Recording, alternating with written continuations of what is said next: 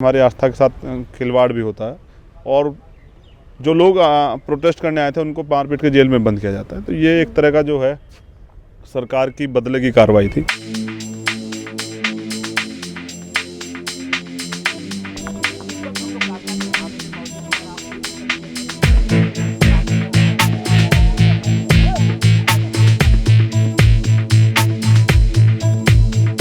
राम मंदिर के जिसका कोई एक भी सबूत जो है ना सरकार के पास है, ना ही जो वो उसमें जो जिन लोगों को जो लोग वो केस लड़ रहे हैं उनके पास है। आस्था के ऊपर वो लड़ाई आज तक चली आ रही है। वहीं जो है इस देश में दलितों के तीर्थ स्थलों पे अगर वो अपने तीर्थ जिसके सबूत भी हैं, हमने सुप्रीम कोर्ट में एविडेंस दी जिसको बाद में सुप्रीम कोर्ट ने स्वीकार भी किया, उस ज़मीन से हमें निकाला भी जाता है, वो तोड़ भी दिया जाता है, हमारी आस्था के साथ खिलवाड़ भी होता है और जो लोग प्रोटेस्ट करने आए थे उनको मारपीट के जेल में बंद किया जाता है। तो ये एक तरह का जो है सरकार की बदले की कार्रवाई थी, जो ये चाहते हैं कि कभी भी कोई अपने हक की आवाज़ ना उठाए। आज जो भी हक की आवाज़ उठा रहा है उस पर ईडी सीबीआई का दुरुपयोग हो ही रहा है, इनकम टैक्स का दुरुपयोग हो रहा है।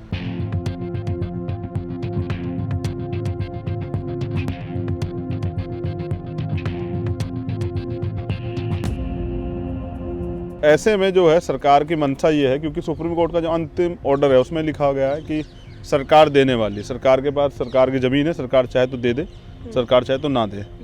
तो इससे तो स्पष्ट होता है कि सरकार दलित विरोधी है, क्योंकि पहले वो 200 गज का मजाक कर रहे थे, फिर वो 400 गज की बात कर रहे थे। तो अभी मेरे हिसाब से वो हमारी ज़मीन, उसके कागज़ भी हमारे पास है, तो वो पूरी आस्था की ज़मीन हमारी है, वो हमारे लिए पवित्र स्थल है, तो वो हमें दे देनी चाहिए।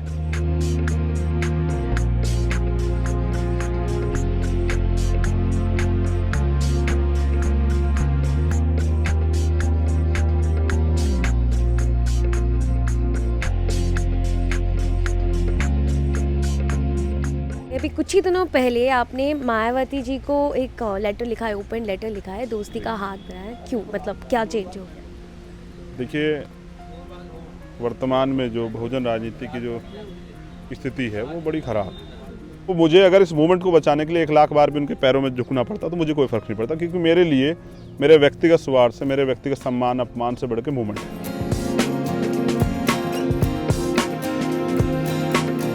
मैं भीम आर्मी का नेतृत्व कर रहा हूँ। आज देखिए भीम आर्मी पूरे वर्ल्ड तक पहुँच रही है। वो बीएसपी का नेतृत्व कर रहे हैं, बीएसपी डाउन में जा रही है। जिस बीएसपी ने 12 साल में जो देश की तीसरी राष्ट्रीय पार्टी बन गई थी, वो आज अपने राजनीतिक वजूद को भी ख़त्म कर जाए उस प्रदेशों में भी जहाँ उन्होंने सरकारें बनाई।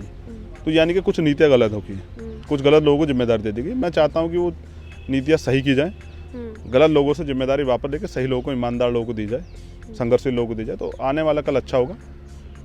आप जैसा रिजल्ट चाहते हैं वैसी कुर्बानी देनी पड़ती है। 2019 चुनाव के पहले आपने कहा था कि जो बीजेपी है, बीजेपी की सरकार है, मोदी जी है, वो आपसे डरते हैं। आपको अभी भी वही लगता है कि उनकी सरकार अभी और मजबूत हो गया 2019? देखिए, कुछ खामियों की वजह से वो ताकतवर हो रहे हैं और वो एक भ्रम फैला के, झूठ फैला के ताकतवर। झूठ ज़्यादा दिन चलता नहीं, तो ये झूठ भी जब सच्चाई की, ईमानदारी की लड़ाई लड़ जाएगी तो झूठ भी ज़्यादा दिन नहीं चलेगा। और मुझे पूरा भरोसा है कि जब बहुजन मूवमेंट ताकतवर होगी, यानी कि मानवतावादी जो मूवमेंट जो है, जो देश के प्रति बहुत समर्पित है, तो देश को जोड़ने का काम कर रही है, जब ये आगे बढ़ेगी तो इसका विश्वास इतना मजबूत है। और इन्होंने पहले अच्छी सरकारें भी, तो मुझे पूरा भरोसा है कि मोदी जैसे जो लोगों का जो झूठ है वो चलेगा नहीं।